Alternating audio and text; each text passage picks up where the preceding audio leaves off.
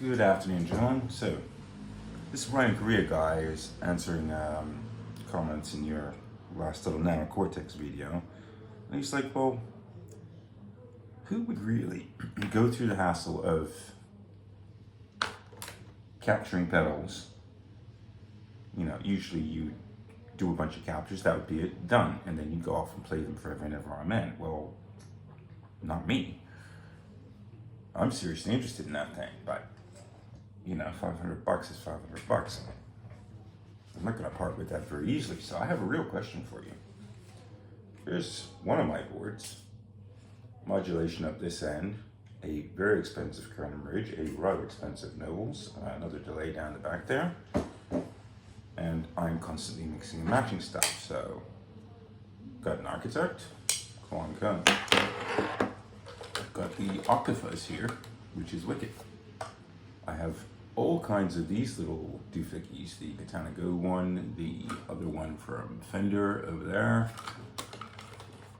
my Katana Airs, my Waza Airs, other helixes, and my usual workflow is to take real pedals like that. You know, so a lot of these things, and they're heavy and friggin' expensive and all in perfect condition, and I really don't want to get these things messed up. So for the cost of two pedals, $500, I could have a Nano Cortex.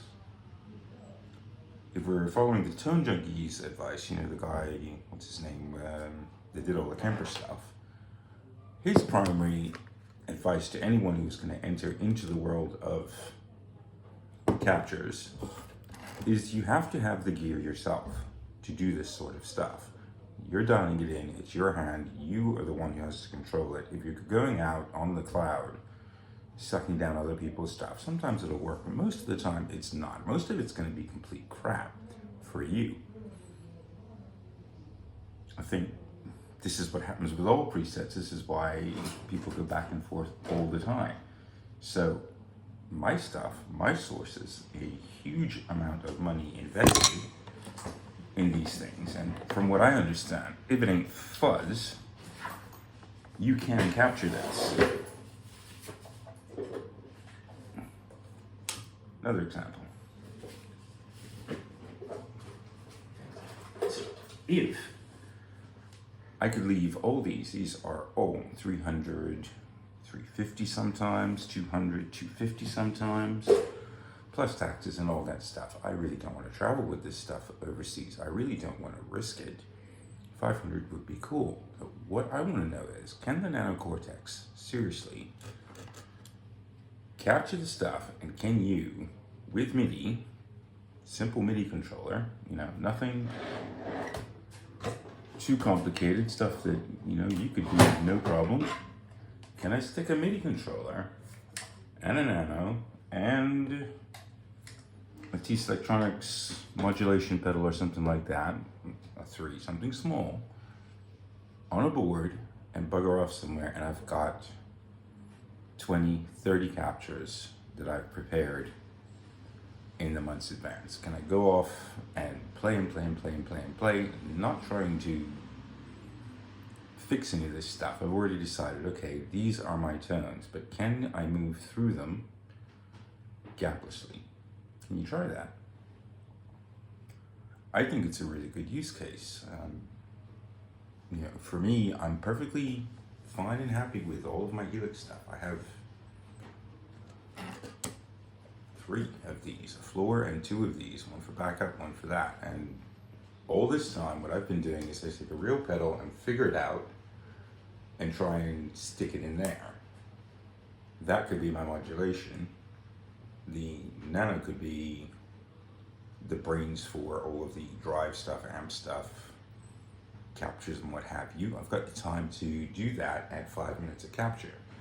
If I have to go out and buy a gaming level laptop and free around with this stuff and reamping stuff, or go through the whole Tonex route, for me, screw it.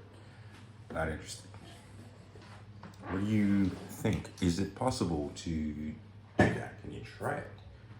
I would be very interested if that works. The other stuff that they threw in there, as far as I'm concerned, that is for sitting off and playing with. You know, everyone wants a tape delay, everyone wants a reverb, that it has one or the other, or a pitch effector before that. Great. Cool. It wouldn't matter to me one bit what they have in there. The IR slot and the one capture, if I can put entire sections of very expensive pedals into one little pedal, and it's my stuff, and it sounds as good, and you can switch between it, and there's no gaps, so I've got, you know, a reasonable amount of snapshots of those sounds, then seems like a very workable thing to me. Try it, please.